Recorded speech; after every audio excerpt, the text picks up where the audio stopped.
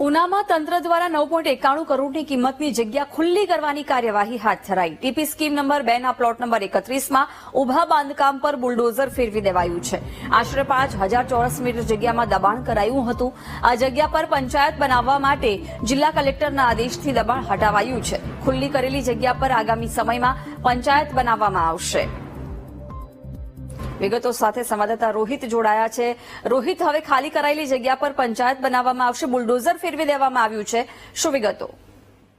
ચોક્કસથી ખાસ તો જે જિલ્લા કલેક્ટર છે ડીડી જાડેજાના માર્ગદર્શન નીચે ગીર સોમનાથ જિલ્લાની અંદર જે દેશકર્મીઓના ખાસ તો જે મોટા પ્રમાણમાં જે દબાણો થયા છે તે દબાણ હટાવવાની કામગીરી ચાલી રહી છે। ત્યારે ઉના શહેરની અંદર 9.91 કરોડની જે જમીન ઉપર જે થયેલું છે દબાણ હતું તે દબાણને હાલ દૂર કરવામાં આવ્યું છે। ત્યારે જ્યાં ખાસ કરીને જે દબાણ જે આખું થયું હતું તે દબાણવાળી જગ્યાઓને હવે ખુલ્લી કરવામાં આવી રહી છે। સરકારી ઇમારતો બની રહી છે, ખાસ કરીને જે પંચાયત ઓફિસ છે તે પણ હાલ બનાવવામાં આવશે। ત્યારે ઉના શહેરની અંદર જે 9.91 કરોડનું જે જમીન ઉપર જે થયેલું જે દબાણ હતું તે સંપૂર્ણ દબાણ હાલ દૂર કર્યું છે।